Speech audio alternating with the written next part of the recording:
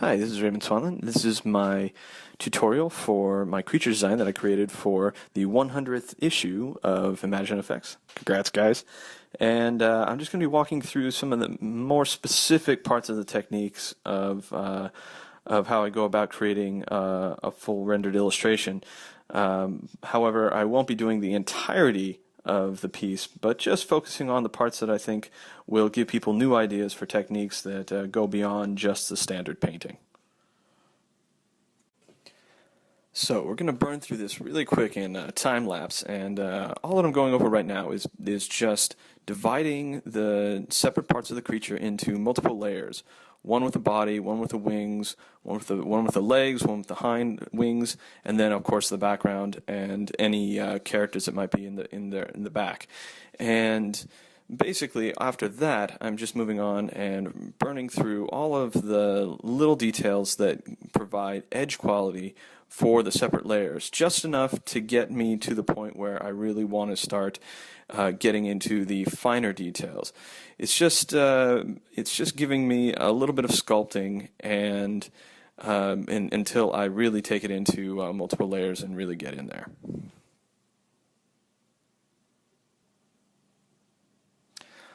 Okay, now I'm going to zoom in and cut out just one of the scales on the creature's body. This is going to be sort of a building block for me to create all the scales across his body. So I'll zoom in and I will start painting out the real sculpted details and the basic shape of the scale itself as, like I said, just the one simple base of a three-dimensional shape that I want.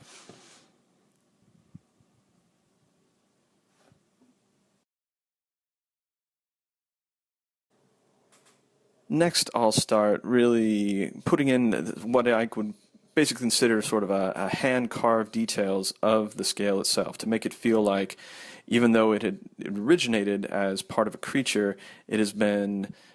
detailed and sculpted by human hands, and just as a sense of decoration. And then it's time I want to bring in some, little nods to the 100th issue, and we're going to bring in find the right font that I want to use for the number 100.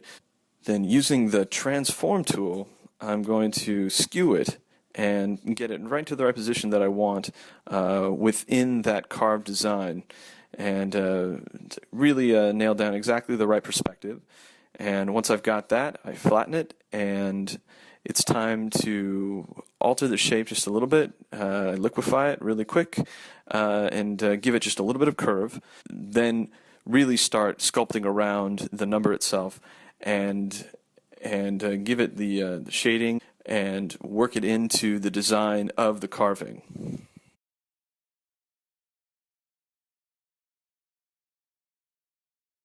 To avoid any confusion, I'm going to change the design of the number 1 that came with the font so that it's something more recognizable as a number 1. Seeing as it's going to be pretty small on the character's body, I don't want it to be confused as anything else. However, I still do want it to have the same feel that of the hand-carved quality that the font had originally. Now it comes time to finish off the hand-carved design, and some of this is a little bit of sort of trial and error, where I'm just sculpting it as I go and getting the feel for what I want. I want it to feel exotic and interesting, but if it starts becoming a little too over-labored, then I will kind of bring it and cut it back. But as I'm adding little scallops of carved texture, and not just texture, but sort of three-dimensional quality that has ridges and that will give it a visual interest once it is small and repeated on the character's body. Under the layer options for the number 100 that's on there, I basically turn on just the beveling option and just dial it into just a little bit of edge quality so that the number itself will stand out as being a little bit more three-dimensional. I then duplicate the layer, desaturate it, and go under Layer Filters and turn it into an emboss layer. And from there, I can just turn it into an overlay over the top of the already colored layer in order to give it even more of that carved three-dimensional quality. I now bring in a little bit of a wood texture to sort of simulate the look of bone or of a growing nail or horn on the creature, and get it to just the right spot that it gives a nice curve to the three-dimensional quality of the scale itself, and turn it to an overlay layer and flatten it down onto the scale that I've already rendered with all of its detail, and just bring out the proper highlights to give it that nice three-dimensional quality.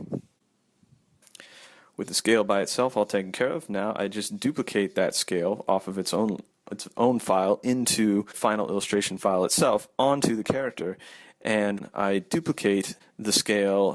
one after the other behind the next one until I get a nice row of slightly different perspective scales one after the other that gives it a nice repeating pattern that feels organic, and also, but it doesn't necessarily feel like it's been totally repeated. But the essential part of that is to make sure that using things like the transform and the liquefy tool to reshape it and give each one a slightly different perspective.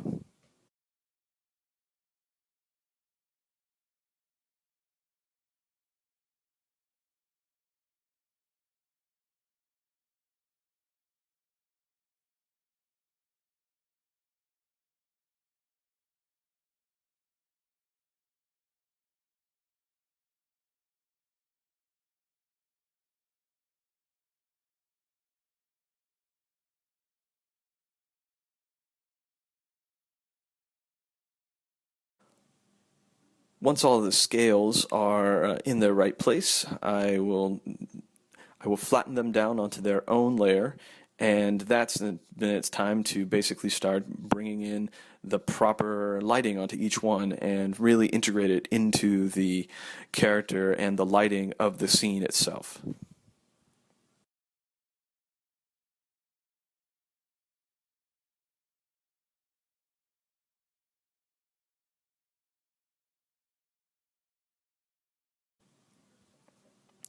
It's important to just focus on getting just the right color to match it to the overall painting, and to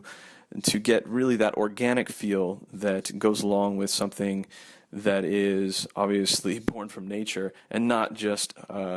something that is a plastic or sculpted plaster or something like that. It's really important to remember the color palette as being something that, even though it's alien, it still needs to look like it's real. With the scales well dropped in there and giving the body of the creature a real sort of three-dimensional form, I now move on to the wings themselves, and now that is a little bit more difficult, and it's time to really focus on the structures and look at reference such as dragonfly wings, butterflies or beetle wings, and really get a sense for the sort of veins and compartments that the wings themselves have, to give something that, even though this is supposed to be a pretty large creature, it still has familiar and slightly alien looking features that are still clearly from a creature. Within the wings, it's important to allow for the appearance of refracting light so that they have the appearance of being transparent or translucent. And the way to do that is just to simply catch them on the inside edges where the light would sort of act as a lens through the wing itself. Once the main wing up in the top left is complete, I take that and repeat it and duplicate the layer and transform it into a shape that will match similar to the smaller wings that are repeated below it. Then I can start with the structure of that main wing, and either using the liquefy tool or simply painting it by hand, I can duplicate a lot of that detail that was already painted and allow it to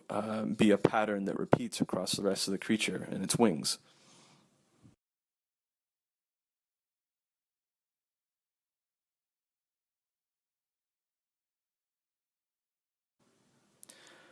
With the concept behind this piece being sort of a living jet aircraft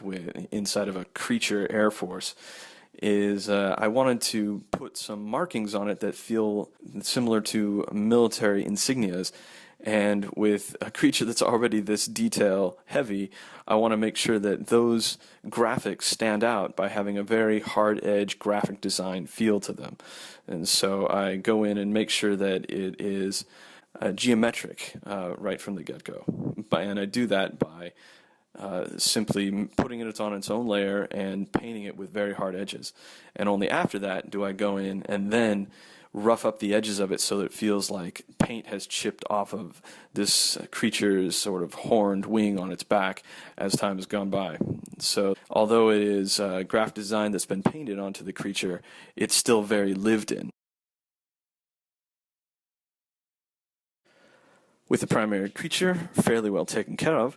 I move on to the smaller creature that flies in the background, and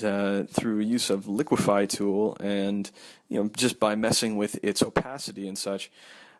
create a little bit of a motion blur effect that puts it in the background after it's been detailed to resemble the creature that we already see.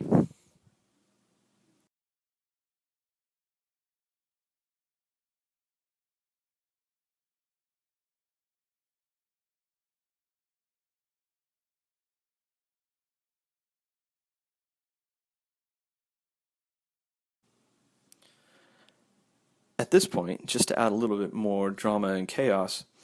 I bring in the image of a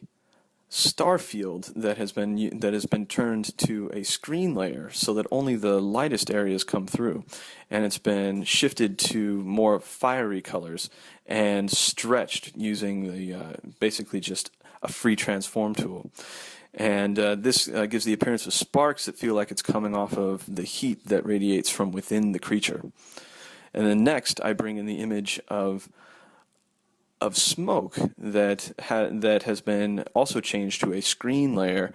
and shifted into fiery colors so that instead of feeling like smoke anymore, it feels like a fiery energy that comes out of the creature as well.